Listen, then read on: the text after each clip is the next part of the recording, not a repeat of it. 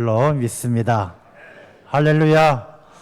하나님께서 우리 모든 성도님들의 삶 가운데 큰 은혜 주셔서 우리 2023년 하반기에도 여러분의 삶에 큰 열매 맺게 될 줄로 믿습니다.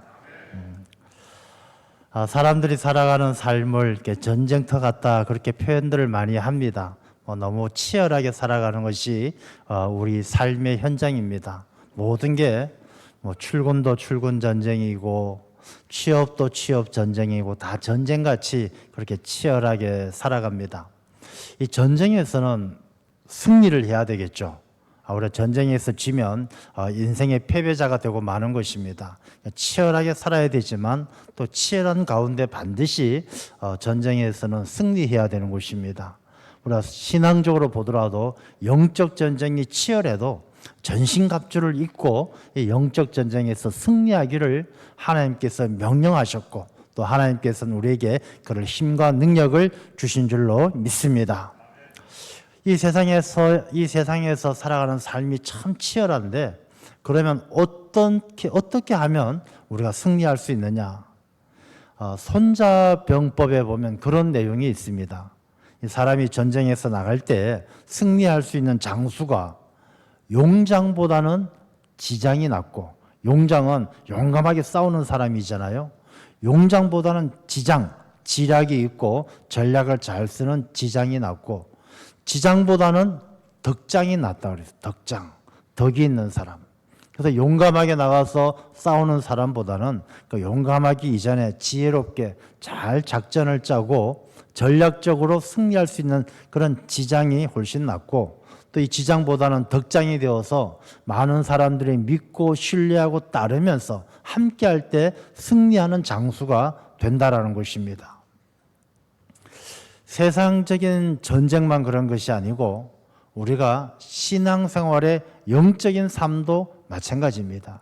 영적인 삶도 그냥 아무것도 모르고 용기 있게 그냥 교회만 가면 된다, 기도만 하면 된다, 무턱대고 하는 것보다는 우리가 하나님을 알아야 되는 지장이 되어야 됩니다. 말씀도 읽고 우리가 기도도 하면서 하나님의 뜻이 어디 있는지, 하나님께서 우리에게 무엇을 말씀하시는지 알아야 되는 것이고, 또 이런 지장보단 아는 것으로 끝나는 것보다는 덕을 세워가는, 이 덕이란 것은 하나님께서 기뻐 받으시는 삶으로 하나님을 기쁘게 하는 것이 바로 덕입니다. 이 덕을 세워가는 삶을 하나님께서는 원하시는 것입니다.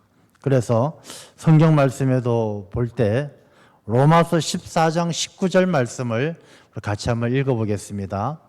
그러므로 우리가 화평의 일과 서로 덕을 세우는 일을 힘쓰나니, 사도 바울도 그러했고 초대교회 모든 성도들 우리가 화평의 일과 서로 덕을 세워가는 일을 힘쓰는 것이 그리스도인이었다라는 것입니다. 로마서 15장 2절은 또 이렇게 한번 읽어보겠습니다.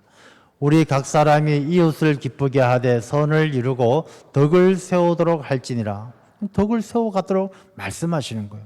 이 덕이라는 것은 윤리적으로 착한 것이 아니라 모든 사람들이 더불어서 하나가 되고 함께 기쁨이 되어서 하나님을 영화롭게 하는 삶을 성도들이 세워가야 될 덕이라고 표현하는 것이죠.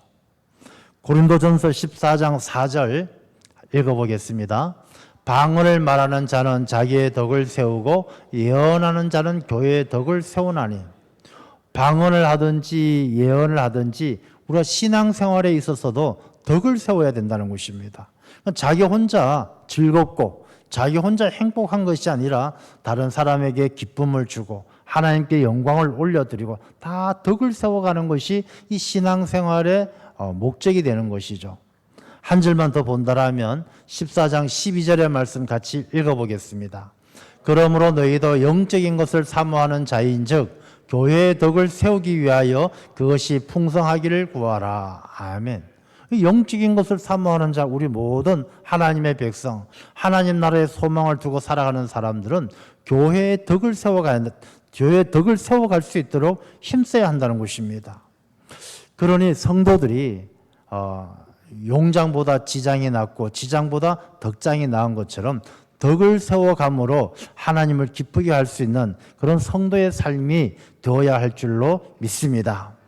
자, 그런데 덕을 어떻게 하면 세울 수 있을까? 뭐 덕을 세워가는 게 참 좋은데 어떻게 하면 덕을 세울 수 있을까? 유대인들은 교육을 잘하기로 유명합니다. 그래서 유대인들은 덕스러운 삶에 대해서 여러 가지를 제안하고 있는데 그중에 몇 가지를 살펴보면 덕스럽다는 것은 이런 것이다 라고 소개하는 것이 있습니다. 첫 번째는 자기가 잘 배워서, 모르는 것을 잘 배워서, 하나님의 말씀을 잘 배워서 다음 세대에게 잘 가르치는 것이 큰 덕이다, 이렇게 이야기합니다. 그럼 덕이라는 것이 그 어려운 사람 도와주고 불쌍한 사람 도와주는 것, 그것만 아니라 자기가 잘 배워서 다음 세대에게 잘 가르치는 것, 이것도 큰 덕이라는 것입니다. 그 다음에 또 어떤 것을 덕으로 소개하느냐 하면 아픈 사람, 그들을 찾아가서 위로하고 격려하는 것이 큰 덕이다. 사람이 아픈 사람이 많죠. 근데 육신만 아픈 것이 아니라 마음도 아픈 사람이 있고 생활이 아픈 사람도 있어요. 가난해서 힘든 사람도 있고 외로워서 힘든 사람도 있고 다 병들고 아픈 사람들이죠. 이런 아픈 사람들을 찾아가서 위로하고 격려하는 것이 큰 덕이다, 그렇게 이야기를 합니다. 그 다음에 소개하는 것이 뭐냐 하면 나그네와 손님을 잘 대접하는 것이 덕이다.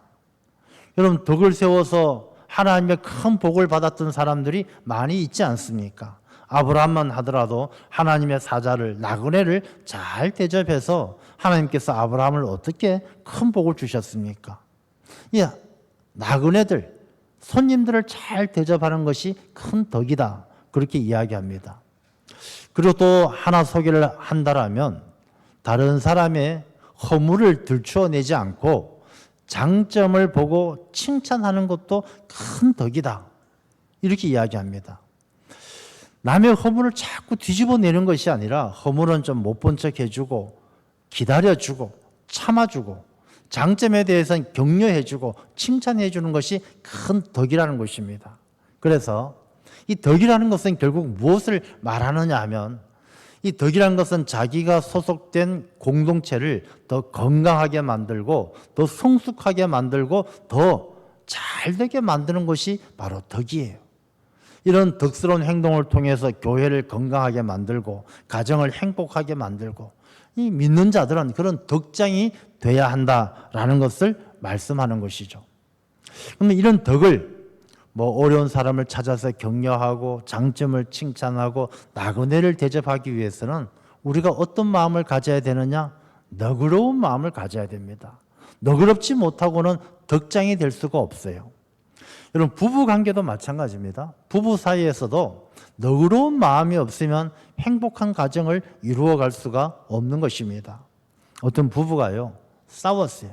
결혼한 지 한 1, 2년밖에 안 됐는데 참 행복해도 아까운 그런 젊은 나이에 맨날 다투고 싸워요. 결국은 이 두 사람이 이혼하기로 마음을 먹고, 자, 우리가 헤어지기 전에, 이혼하기 전에 우리 한 번만 상담소에 가서 우리 부부가 상담을 받아보자. 상담을 받으러 갔습니다. 나 이 사람은 꼴도 보기 싫어. 하는 게 마음에 드는 게 하나도 없습니다. 헤어지지 않을 수가 없습니다. 상담을 합니다. 상담사가 다 이야기를 듣고 이제 이렇게 이야기합니다. 제가 여러분에게 딱 제안하기를 3주만, 두 분이 서로 3주만 서로에 대해서 약점, 단점, 그걸 들추지 말고 이야기하지 말고 못 본 척하면서 3주만 지내보십시오. 사실 이 부부가 서로 지내면서 모든 게 다 못마땅하거든요. 막 치약도 중간에 꽉 짜서 쓰는 거 못마땅하고, 막 양말 뒤집어 놓는 것 못마땅하고, 서랍 한번 열었다가 제대로 닫지 않는 것도 못마땅하고, 이런 말할 수 없이 못마땅한 게 많은데 그걸 왜 그러냐, 왜 중간에서 쥐어짜냐, 뒤에서부터 밀어야지, 양말을 왜 뒤집냐, 양말 벗었으면 저 빨래통에 집어넣어야지, 꼬치꼬치 이야기하지 말고 이 꼭 다물고 못 본 척하고 3주만 지나보라는 것입니다. 이 아내가 이야기합니다. 아이고, 이런 말도 못할 것이, 단점이 이런 말도 못하는데 그거 어떻게 참고 지내냐고. 내가 말 못하면 내 속이 천불 난다고. 아니라고. 3주만 참아보라고. 그래서 이 부부가 3주 동안 서로에 대한 단점을 이야기하지 않고 지냈어요. 이 3주가 지내니까 뭐가 달라지냐 하면은 이제 이 단점이 그런 대로 참을만 해요. 말을 안 하다 보니까, 지적을 안 하다 보니까 그냥 아이고 저 인간은 원래 그런가 보다 하고 조금 참을만 해요. 그리고 다시 상담사를 찾아가니까 상담사가 이야기합니다. 2주 동안은 상대방에게 장점을 찾아서 자꾸 들추어내서 장점을 이야기해주고 칭찬해주라는 것입니다. 선생님, 저 인간은 장점이 하나도 없어요. 찾을래야 찾을 수가 없어요. 그러지 말고 한번 찾아보라고. 좀 마음을 너그럽게 가지고 찾아보라고. 그 2주 동안 가만히 찾아보니까 장점이 그동안 한 번도 생각 못했던 장점들이 하나 둘 보이기 시작합니다. 2주 지나고 나서 상담사를 찾아가니까 상담사가 어땠습니까? 하고 물어보니까 이야기하죠. 아이고 선생님, 그래도 이 인간이 잘하는 게 있긴 있더라고요 하고 생각이 좀 달라졌어요. 그래서 이 두 분이 부부가 이야기하기를 선생님, 우리가 조금 더 한번 생각을 깊이 해보겠습니다 하고 돌아갔다는 것입니다. 여러분, 우리가 이 장점을 들추어내지 않고 자꾸 단점만 들추어내면요, 가정도 지키기가 어렵고 우리 교회도 지키기가 어렵고 우리가 살아가는 공동체를 지켜가는 것이 힘들어요. 이제 우리가 하반기가 시작되어지는 7월 첫째 주일입니다. 저는 우리 하반기에 우리 성도들의 모든 삶이 자꾸만 주변의 단점을 들추어내어서 비판하고 정죄하고 판단해서 가정이 힘들고 교회가 힘들고 부모와 자식 간의 관계가 힘들어지는 그런 어리석은 사람이 아니라 우리가 예수님께서는 우리의 상담사가 되시잖아요. 예수님은 이사야서 9장의 말씀을 보면 한 아이가 태어났는데 그 이름을 기묘자라 모사라. 모사라는 것은 상담사예요. 모사는 우리가 길을 모를 때 상담을 해주고 길을 찾도록 도와주는 분이에요. 그 예수님께서 오늘 우리에게 하시는 말씀이 비판을 받지 아니하려거든 비판하지 마라. 이 말씀을 상담사가 되시는 예수님께서 우리에게 주시는 말씀이라는 것입니다.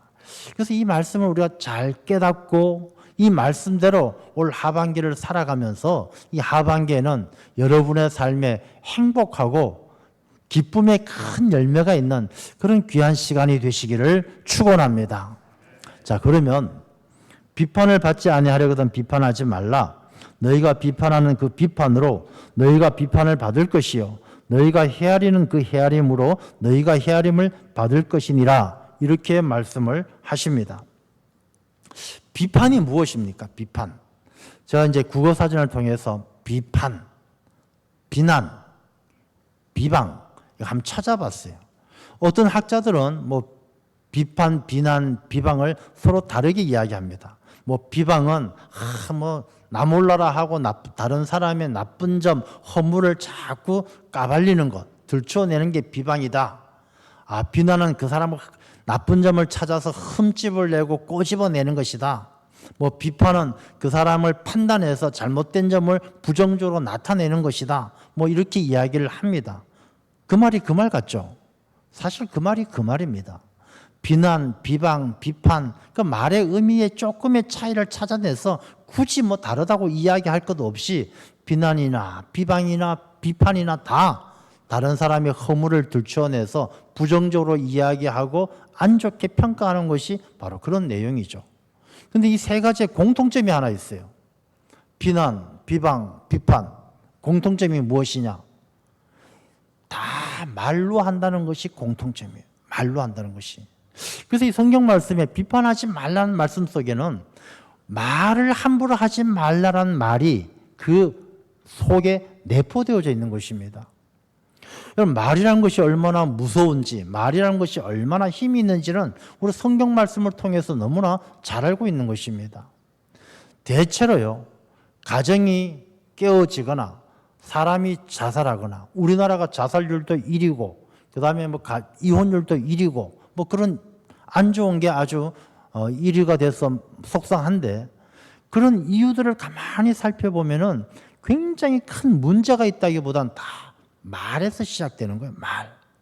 똑같은 어려움이 있어도 누군가가 격려의 말 한마디를 해준다라면 회복되어지고 이겨낼 수 있는 문제도 잘못된 말 한마디 때문에 비난하고 비판하고 비방하는 말 한마디 때문에 그 일이 별일이 아닌 것이 별일이 되고 큰일이 아닌 것이 큰일이 되어서 이게 한 사람 두 사람 건너가면서 말이 왜곡되어지고 풍선처럼 부풀어 오르면서 결국엔 뻥 하고 터지면서 가정이 깨어지고 생명을 잃게 되고 다 그런 문제가 일어난다는 것입니다. 여러분 성경 말씀에 조금 전에 읽었던 것처럼 우리가 교회의 덕을 세우는 일에 힘써야 되는데 교회도 마찬가지예요. 오늘 교회가 많이 분열되어지고 교회에 문제가 있는데 그 문제가 진짜 심각한 문제냐? 그 문제가 심각한 것이 아니라 말이 심각하지 않은 그 일을 심각하게 만들어서 더 부풀리고 더 왜곡되어지는 말이 문제라는 거예요. 그래서 비판하지 마라, 비난하지 마라 이 말 속엔 너희들 말 조심하고 말을 잘못하면은 그 말 때문에 우리 모든 삶이 망가진다는 것입니다. 그래서 야고보서 3장 6절의 말씀을 보면 같이 한번 읽어보겠습니다. 혀는 곧 불이요 불의의 세계라 하는 혀는 우리 지체 중에서 온몸을 더럽히고 삶의 수레바퀴를 불사르나니 그 사르는 것이 지옥불에서 나느니라. 아멘. 혀는 불과 같고 이 혀 때문에 삶의 수레바퀴를 불살라 버린대요.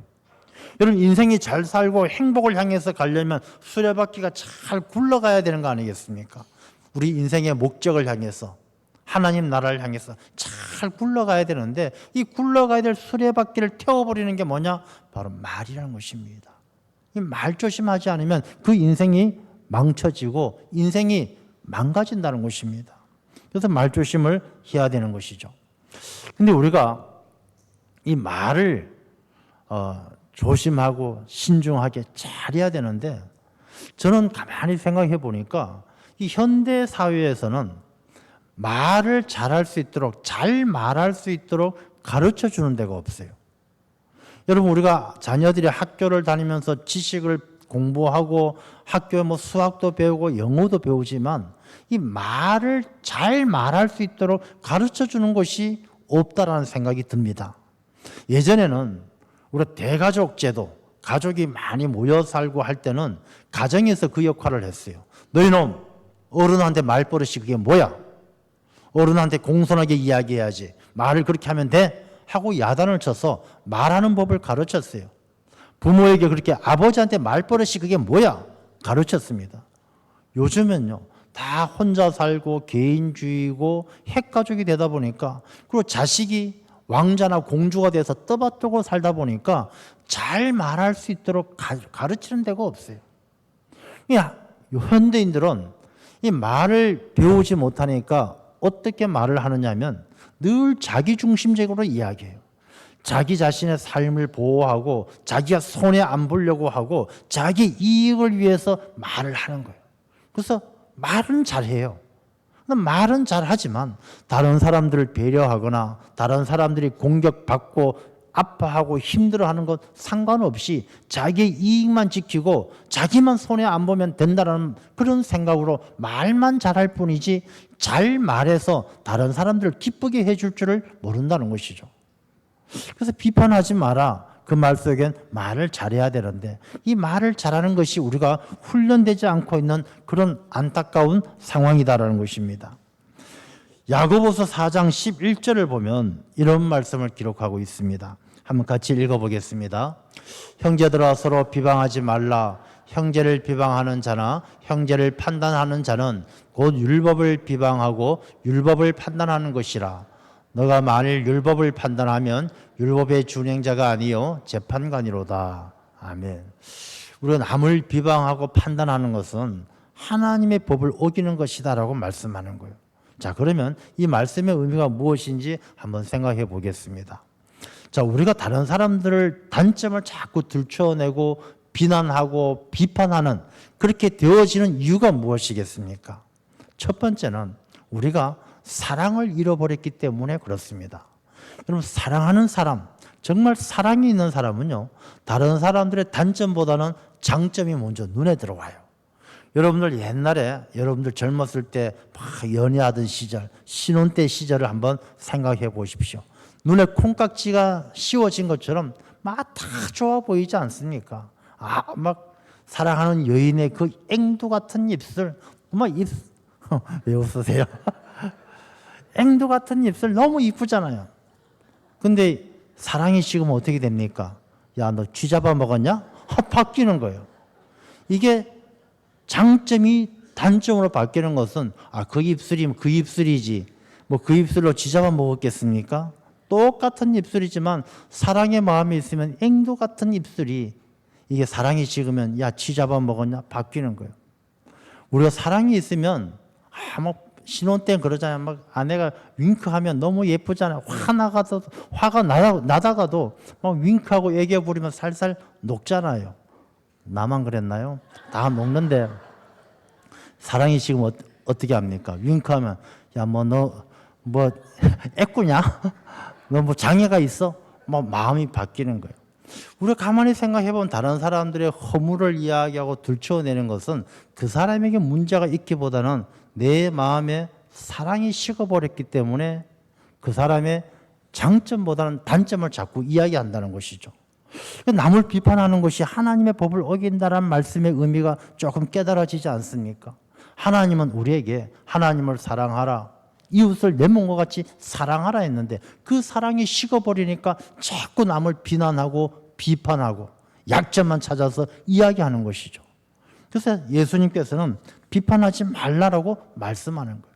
사랑이 식어버린 사람, 하나님의 말씀이 그 마음에 기록되어져 있지 않는, 하나님께서 사랑하라 하신 말씀을 잊어버린 사람은 자꾸 다른 사람들에게 비난하고 단점만 자꾸 허물을 들춰내는 것입니다. 두 번째, 어떤 사람들이 자꾸 비난하느냐 하면요, 자기 자신의 본분을 망각한 사람, 자기 주제를 모르는 사람이죠. 여러분, 오늘 밤에 U17 아시안컵 축구 결승이 있습니다. 한국과 일본이 결승전을 치릅니다. 한국은 21년 만에 이제 우승을 놓고 우리의 숙적 영원한 라이벌 일본과 대결을 벌입니다. 저는 스포츠를 놓고 기도하라라고 이야기하지 않고요. 여러분들 다만 관심 갖고 우리 선수들이 이길 수 있도록 응원을 많이 해주시기를 바랍니다. 그런데 자, 축구 시합을 합니다.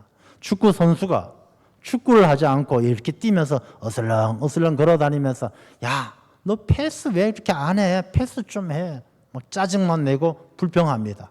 자기는 누가 패스해줘도 공도 제대로 잡지도 못하고 할 줄 뛰어다니지도 않으면서 어슬렁 거리면서 야, 너는 골대 앞에서 슛 좀 해. 슛도 못하고 그게 뭐야? 다른 사람 비판하고 판단하고 그렇게 다닙니다. 그러면 감독이 볼 때 어떻게 했습니까? 감독은 그 선수를 그 자리에서 빼버리는 거야. 야, 너 나와. 오늘 말씀이 바로 그 이야기를 하는 것입니다. 너가 남을 헤아리면 그 헤아림으로 너가 헤아림을 받게 될 것이고, 너가 비판하면 너도 똑같은 비판을 받는다는 것입니다. 우리가 신앙생활할 때 우리가 하나님을 믿고 천국 가는 이 믿음의 행렬 가운데서 우리가 온전하게 표대만 바라보고 운동장에서 다른박질 하듯이 하나님 나라를 향해서 열심히 믿음 생활을 해야 되는 우리가 열심히 다른박질 안 하고 자꾸 다른 사람 어슬렁 돌아보면서 야, 당신은 믿는 사람이 왜 그래? 하나님의 말씀엔 어려운 사람 도와주라고 했는데 당신은 왜 나 안 도와줘? 남을 판단하고 비방하고 정죄하고 그런 사람은 하나님께서 그 믿음의 대열에서 싹 빼는 거예요. 야, 너 나와. 너 후보야. 빠져. 뒤로 나와. 다른 선수를 바꿔놓는 것이죠. 자기 본분을 모르는 사람들이 자꾸만 다른 사람들을 허물을 들춰내고 비난하는 거예요. 세 번째, 어떤 사람들이 남을 비판하느냐? 더 나쁜 놈이 비판하는 거예요. 오늘 본문의 말씀에도 보면 어찌하여 형제의 눈 속에 있는 티를 보고 내 눈 속에 있는 들보는 깨닫지 못하느냐 그랬어요. 눈 속에 더 큰 죄가 있는 들보는 나무 기둥이잖아요. 나무 기둥이 눈 속에 있는 사람이 그 자기 눈에 들어있는 들보는 생각지도 않고 남의 눈에 있는 조그만 티끌만 갖고 왜 너 눈 속에 티끌이 있느냐 잘못됐다라고 이야기한다는 것입니다. 다른 사람을 비판하는 사람이 왜 더 나쁜 사람인지 아세요? 어떤 사람이 골목에서 나왔습니다. 자, 그 골목은요, 술집밖에 없어요. 술집밖에 없고 거기는 막 도박장도 있고 그 골목 자체가 아주 죄악의 소굴이에요. 거기서 어떤 사람이 나왔어요. 나왔는데 그 사람을 보고 야, 저 사람 말이야 죄악의 소굴에서 나왔다라고 비난하고 비판해요. 자, 그렇게 비판할 수 있는 사람이 누구냐면요, 이미 그곳에 가서 그곳이 어떤 곳인지 다 경험해 본 사람만이 그 사람을 비판할 수 있는 거예요. 밖에서 봤을 때는 아무런 특별한 게 없어요. 간판도 없고 술집 간판도 없고 도박장 간판도 없어요. 근데 그 골목에서 나왔다는 것만 갖고 다른 사람을 비판할 때는 이미 그 사람은 더 큰 자기가 그 속에서 다 경험해보고 자기가 나쁜 짓 다 해본 사람만이 남을 비판하는 거예요. 여러분, 사람이 전지전능하지가 않기 때문에 사람이 다른 사람을 다 알 수가 없어요. 여러분, 똑같은 것도요, 코끼리도 보면 앞에서 보면 코가 길지만 뒤에서 보면 코끼리는 코가 없어요. 옆에서 보면 달라요. 똑같은 코끼리지만 앞에서 보는 것, 뒤에서 보는 것, 옆에서 보는 게 다 틀려요. 여러분, 사람의 삶이 얼마나 복잡하고 다양한데 우리가 눈에 보이는 단 한 단면만 보고 야, 저거 나쁜 놈이다, 저 잘못됐다, 저 사람 죄인이다, 어떻게 판단할 수 있겠습니까? 그 사람의 앞면도 있고 뒷면도 있고 속마음도 있고 하나님 보시는 것도 있고 다 틀린데 그 사람은 자기 자신이 알지도 못하면서 무턱대고 그 사람을 비판할 때는 그 사람이 이미 다 똑같은 죄를 범한 사람들, 알지 못하면서 비난하게 되어지는 것이죠. 그러므로 오늘 성경 말씀은요, 비판을 받지 아니하려거든 비판하지 말라라는 말씀은요, 그러므로 일단은 하지 말라는 거예요. 비판하지 말라는 거예요. 우리가 자기 본분을 아는 사람, 하나님의 말씀을 기억하는 사람, 이런 사람들은 일단은 비판하지 말라는 거예요. 왜? 이 비판이라는 것은 말로 하는 것이고 말이란 것은 우리가 한번 뱉으면 주워 담을 수 없는 거예요. 어떤 학생이 자꾸 이 얘기 저 얘기 하면서 안 좋은 얘기를 하고 다니길래 선생님이 야단을 칩니다. 너 이리 와. 너 왜 자꾸 쓸데없는 있지도 않은 이야기를 하고 다녀. 아유, 선생님, 그 뭐 내가 얘기한 게 사실이 아니고 잘못된 거라면 사과하면 되죠. 선생님이 이 친구에게 이야기합니다. 야, 너 주전자에 있는 이 물을 가지고 이 골목에 먼지가 많이 나니까 좀 물 좀 뿌리고 와라. 물 다 뿌리고 왔어요. 선생님, 물 다 뿌렸는데요. 그럼 가서 다시 그 물 좀 주전자에 담아와라. 너가 뿌린 물 다시 주전자에 담아와라.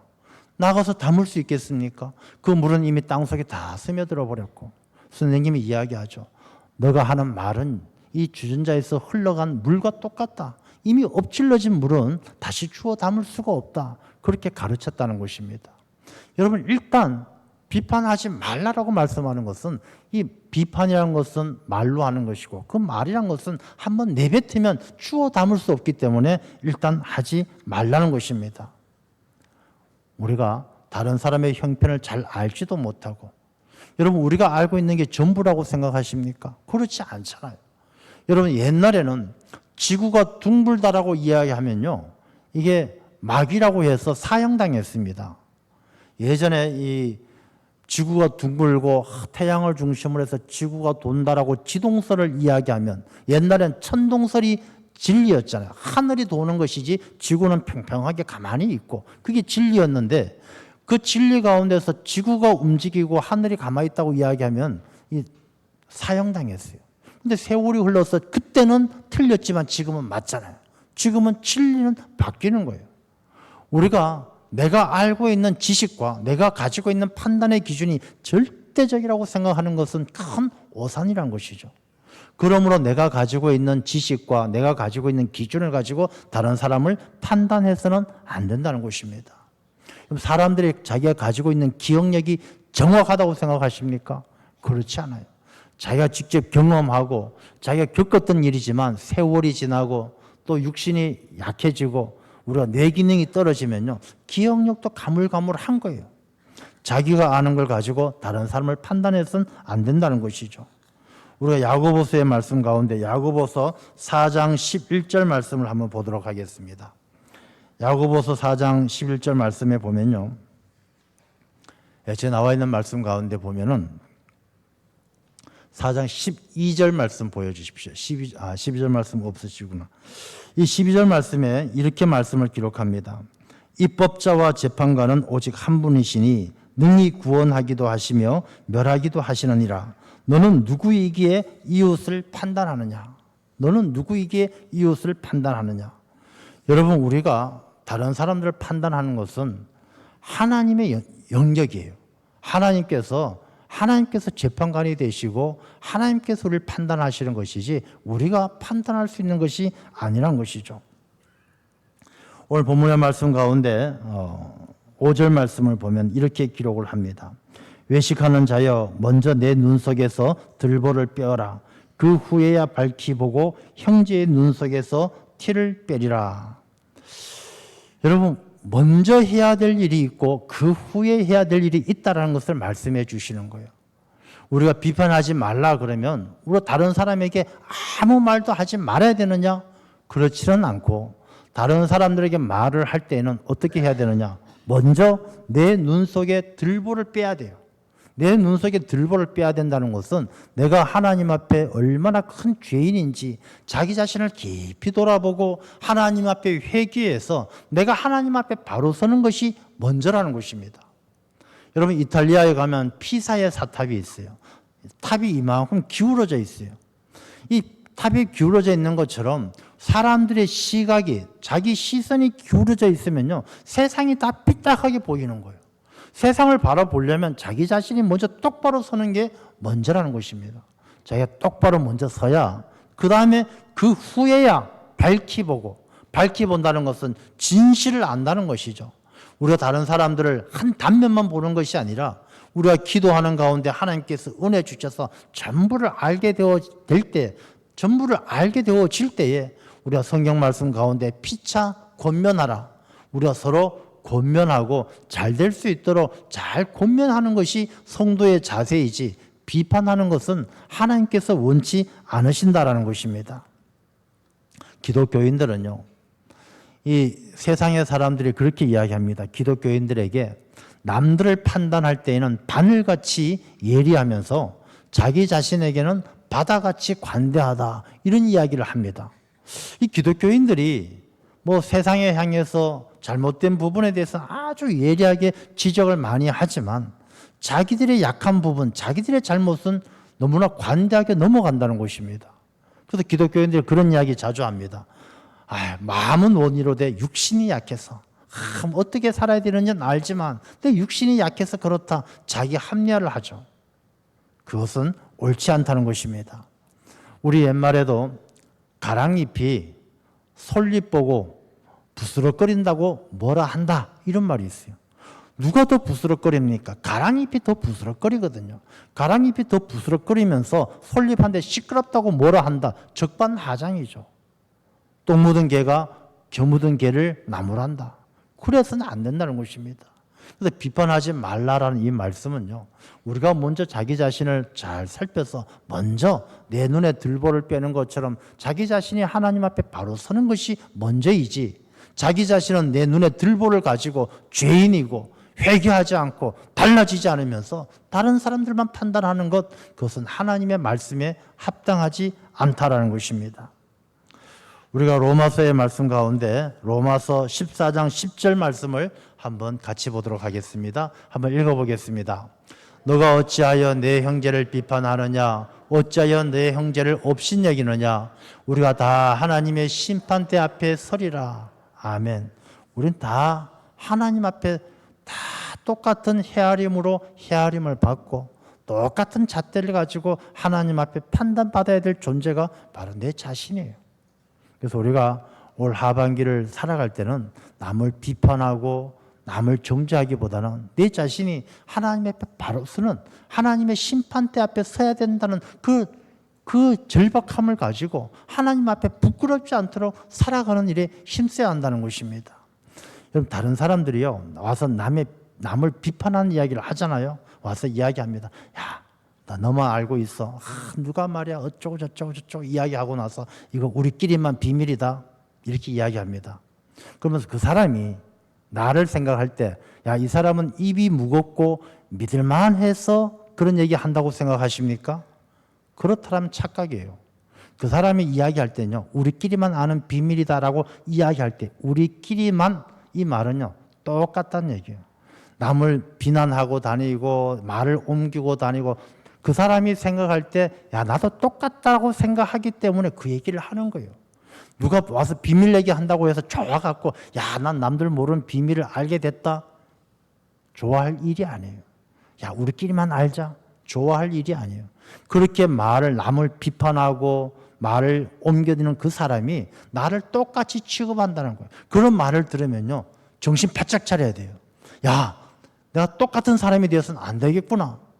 내가 하나님의 심판대 앞에 서게 됐을 때 부끄럽지 않도록 내가 더 내 눈에 들보를 빼고 회개하고 하나님 앞에 바로 서야 되겠구나. 그런 결단이 우리에게 있어야 할 줄로 믿습니다.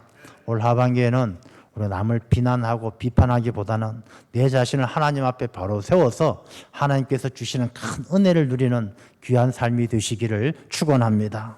기도하겠습니다. 아버지